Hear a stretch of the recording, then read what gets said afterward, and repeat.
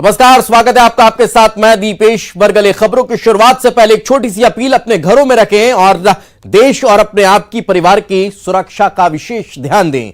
खबरों की शुरुआत करते हैं। बीजेपी सरकार ने पूर्व की कमलनाथ सरकार का फैसला बदल दिया है। प्रशासकीय समितियों के गठन के फैसले को बदला गया है।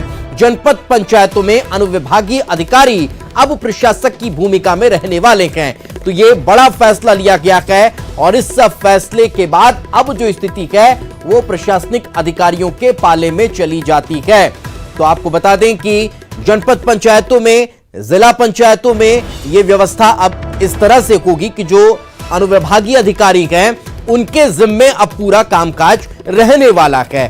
प्रशासकीय समितियों के गठन का फैसला लिया गया है और जो पहले फैसला लिया गया था उससे बदल दिया गया है। जनपद पंचायतों में अनुविभागीय अधिकारी जो हैं वही अब प्रशासक होंगे। जिला पंचायतों में कलेक्टर अब इसकी जिम्मेदारी संभालेंगे। पंचायत चुनाव तक प्रशासकों के जिम्मे अब पंचायतों की जिम्मेदारी रहने वाली है।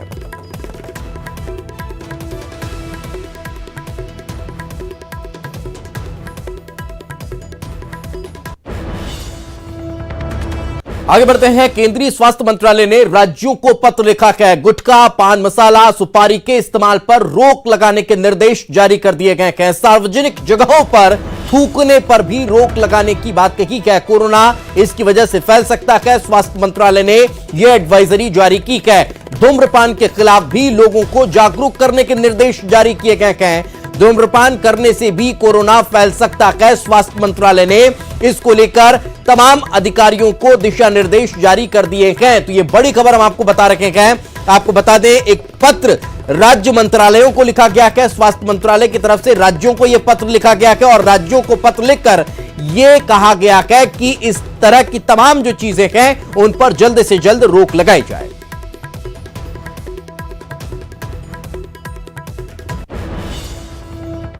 अब कोरोना का अपडेट आपको दे देते हैं। कोरोना से संक्रमित राज्यों की सूची में मध्य प्रदेश टॉप 5 में पहुंच चुका है। भोपाल में आज एक मरीज ने दम तोड़ दिया। कोरोना से मरने वालों की संख्या अब तक 48 पहुंच चुकी है। वहीं प्रदेश में आज कोरोना के 35 नए मामले सामने आए हैं, जिसके बाद अब प्रदेश में कोरोना पॉजिटिव मरीजों की संख्या बढ़कर 615 हो चुकी है। आज भोपाल में 2, इंदौर में 21, उज्जैन में 7 और रायसेन में 3, श्योपुर और खरगोन में एक नए मामले सामने आए हैं। इंदौर की बात करें तो यहां सबसे ज्यादा मामले अभी तक देखने को मिले हैं। यहां कोरोना पॉजिटिव मरीजों की संख्या 327 तक पहुंच चुकी है, जबकि 33 लोगों की जान यहां पर कोरोना की वजह से गई है। वहीं 2 पॉजिटिव मरीज भी रिकवर हो चुके हैं, जिनको आज अस्पताल से डिस्चार्ज कर दिया गया है।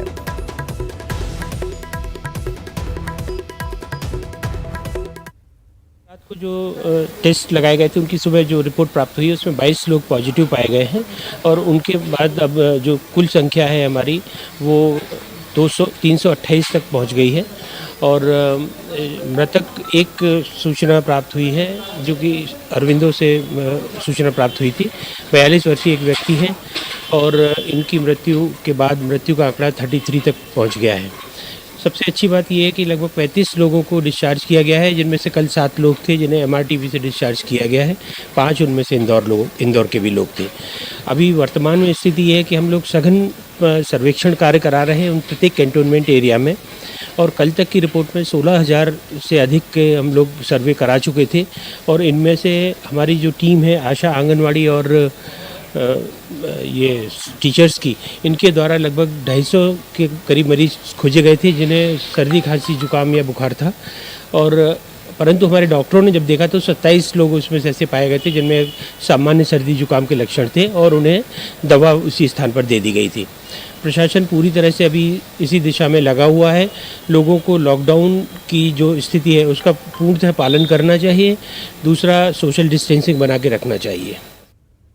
तो एक तरफ कोरोना का संकट लगातार बढ़ रहा है, तो कोरोना संकट को लेकर सीएम शिवराज लगातार एक्शन में नजर आ रहे हैं। 14 अप्रैल को 21 दिन के लॉकडाउन पूरा होने को लेकर सीएम शिवराज ने कहा कि देश भर में लॉकडाउन जारी रखने को लेकर सभी सीएम एक मत हैं। प्रधानमंत्री नरेंद्र मोदी कल आगामी रणनीति का खुलासा करने वाले हैं। वहीं सरकार गिराने के आरोपों पर सीएम शिवराज सिंह चौहान ने पूर्व मुख्यमंत्री कमलनाथ को जवाब देते हुए कहा कि कुशासन के चलते आपके सहयोगी सरकार से अलग हो गए। इतना कि नहीं, उन्होंने ये आरोप भी लगाया और सुप्रीम कोर्ट के फैसले से दूध का दूध और पानी का पानी हो गया, ये भी उन्होंने कहा। अपने मंत्रिमंडल के गठन पर सीएम ने कहा कि 14 अप्रैल के बाद वरिष्ठ नेताओं से चर्चा कर फैसला लिया जा सकता है। प्रदेश में 15 अप्रैल से शुरू हो रही गेहूं खरीदी पर भी सीएम ने कहा कि कोरोना के संकट में किसानों को कोई परेशानी नहीं होने दी जाएगी। वहीं अपनी सकारात्मकता के लिए सीएम शिवराज ने हनुमान भक्ति का भी जिक्र कर दिया।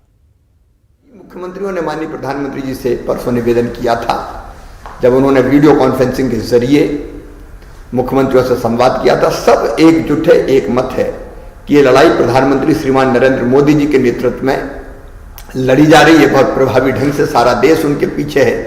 तो हम मिलकर इस लड़ाई को लड़ें। और सभी का सुझाव ये था कि लॉकडाउन 14 को समाप्त ना किया जाए, बढ़ाया जाए।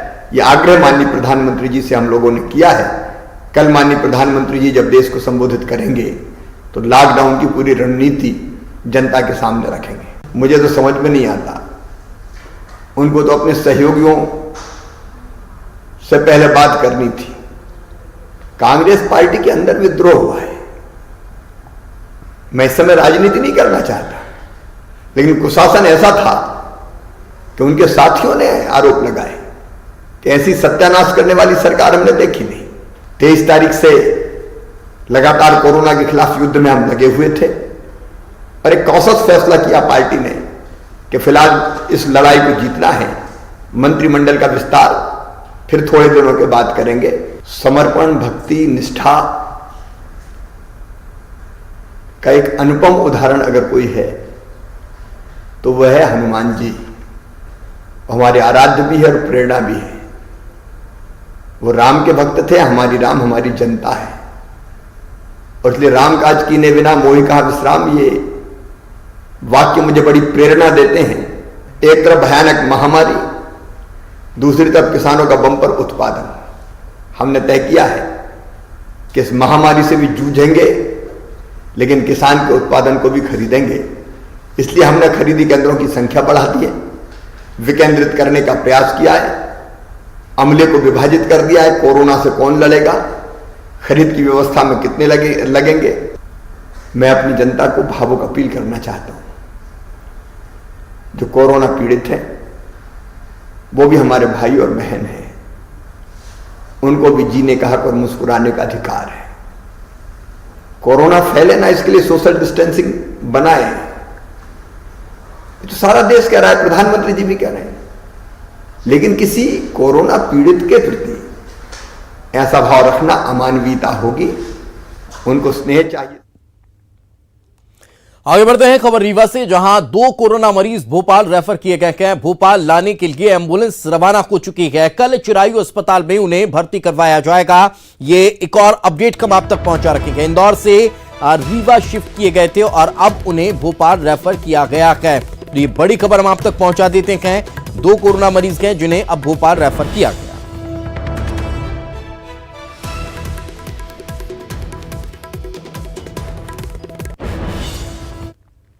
तो कोरोना को लेकर मध्य प्रदेश की अपडेट आपने जानी, लेकिन छत्तीसगढ़ का क्या हाल है, जहां पर कुछ दिनों पहले तक आंकड़ा इस तरह का था कि पूरे देश में चर्चा हो रही थी, मगर छत्तीसगढ़ में 31 कोरोना पॉजिटिव केस अब सामने आ चुके हैं।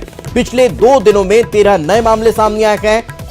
हॉटस्पॉट जो है कटघोरा कहीं ना कहीं बना हुआ नजर आ रहा है। कटघोरा से कल 6 मरीज मिले हैं। कटघोरा में सभी मरीजों का जमात से कनेक्शन बताया जा रहा है। 58 संदिग्धों की जांच रिपोर्ट अभी आना बाकी है।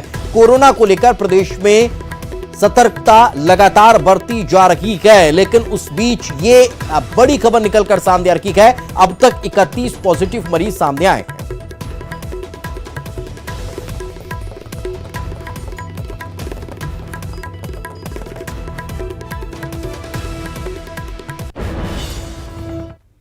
वहीं इंदौर में डीआईजी दफ्तर की एक शाखा में पदस्थ प्रधान आरक्षक के कोरोना पॉजिटिव सैंपल मिलने के बाद अब पुलिस कर्मियों के लिए चिंता और मुसीबत बढ़ती नजर आ रही है। आज जारी कोरोना पॉजिटिव मरीजों की सूची में उस पुलिसकर्मी का भी नाम सामने आया है जो डीआईजी के ऑफिस में तैनात था। पुलिसकर्मी के कोरोना पॉजिटिव आने के बाद दूसरे पुलिसकर्मियों की नींद उड़ चुकी है। कई पुलिसकर्मियों के सैंपल भी लिए गए हैं। वहीं पूरे ऑफिस को सैनिटाइज किया गया।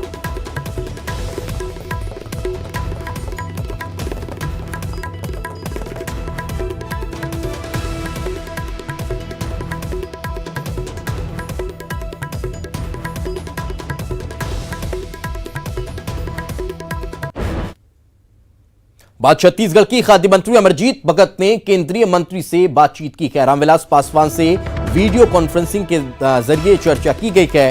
3 माह तक निःशुल्क राशन देने की मांग की है। सेंट्रल पूल का चावल बढ़ाने की मांग इस दौरान दोनों मंत्रियों के बीच हुई है। खाद्य मंत्री माननीय रामविलास पासवान जी के साथ वीडियो कॉन्फ्रेंसिंग में चर्चा हुई, जिसमें छत्तीसगढ़ के संदर्भ में हमने कई मांगे रखा। पहला, छत्तीसगढ़ में जो राहत शिविर चलाए जा रहे हैं उसके लिए 15,000 मीट्रिक टन चावल एवं 5,000 मीट्रिक टन दाल रियायती दर पर उपलब्ध कराने की मांग की। दूसरा, अंत्योदय श्रेणी के राशन कार्डों के साथ साथ प्राथमिक श्रेणी के राशन कार्ड हेतु भी शक्कर का आवंटन उपलब्ध कराने का मांग किया। वहीं किसानों को मसले को लेकर कृषि मंत्री रविंद्र चौबे का बयान सामने आया है। लॉकडाउन के दौरान किसानों को राहत दी गई है। सब्जी और फल तोड़ने की इजाजत उन्हें दे दी गई है। इंश्योरेंस के 650 करोड़ किसानों के खाते में डाले गए हैं, ये भी उन्होंने कह दिया है। तो किसानों को थोड़ी राहत दी गई है।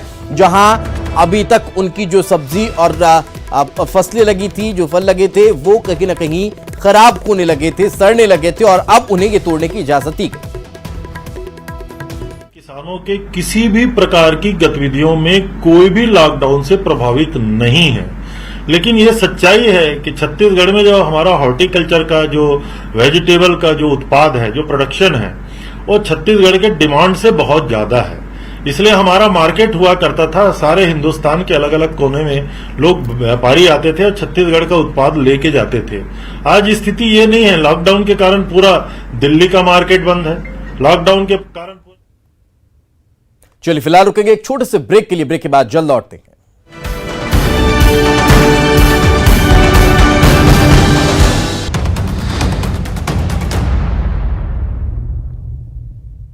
ब्रेक के बाद एक बार फिर आपका स्वागत है। कोरोना वायरस की वजह से लोगों में अपनी रोग प्रतिरोधक क्षमता बढ़ाने को लेकर कई सवाल हैं।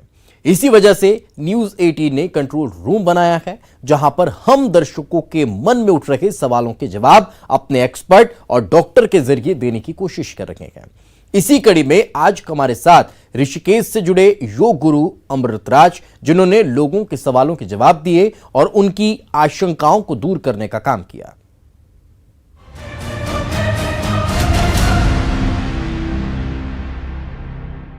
ये कोरोना वजह से हम सीनियर सिटीजन लोगों का क्या खाने से हमारा इम्यून बढ़ेगा, ऐसा कुछ खाने में कुछ खाना है तो आप बोलने का और आंसर देने का। आपको खाने में किन चीज़ों को रखने से हमारी रोग प्रतिरोधक क्षमता बढ़ सकती है। और मेरा ये प्रश्न है कि अगर हम अदरक वाली चाय पीते हैं तो क्या हमारी इम्यूनिटी को बूस्ट करने में हेल्प होगा? क्या चाय में अदरक उबाल कर पीना कोरोना से बचने के लिए फायदेमंद है? कोरोना से बचने के लिए हम अपनी इम्यूनिटी कैसे बढ़ाएं? आपकी किचन में असंख्य ऐसी जड़ी बूटियां हैं और मसाले हैं जिनके उपयोग से आप अपनी रोग प्रतिरोधक क्षमता को बढ़ा सकते हैं। और आज उसी क्रम में हम बात कर रहे हैं आंवले के बारे में, यानी कि गूसबेरी, यानी कि इसमें जो है विटामिन सी की मात्रा बहुत ज़्यादा होती है, एंटीऑक्सीडेंट्स भी होते हैं और साथ ही साथ इसका एंटी एजिंग इफेक्ट भी है। तो दर्शकों, आंवला जो है रसायन है, ये मधुर है, अम्ल है, कटु है, तिक्त है, कषाय है, 5 रस है। नमक भी ले लें तो 5 रस हो जाते हैं। तो आंवला को सब्जी के रूप में, अचार के रूप में और आप पाउडर के रूप में इस्तेमाल करें सुबह शाम और अपनी इम्यूनिटी को, रोग प्रतिरोधक क्षमता को बढ़ाएं। इसी क्रम में हम बात करेंगे गिलोय की, यानी कि गिलोय यानी कि अमृता यानी कि टिनोस्पोरा कॉर्डिफोलिया। दर्शकों, गिलोय रसायन है, इम्यूनिटी को बढ़ाता है, कोरोना को दूर भगाता है। ये क्रॉनिक फीवर हो, कैसा भी फीवर हो, कैसा भी बुखार हो, उसमें रामबाण है। कफ कोल्ड हो, कैसा भी सर्दी खांसी जुकाम हो, उसमें इसका काढ़ा दिया जाए यानी कि डिकॉक्शन। 1.5 गिलास पानी में आधा गिलास जब ये रह जाए, पकाएं इसको 1.5 गिलास पानी में, जब ये आधा गिलास रह जाए तो उसको पिएं, तो आप देखेंगे कफ एंड कोल्ड में ये रामबाण है। गिलोय को अपनाएं और रोग को दूर भगाएं और कोरोना को दूर भगाएं।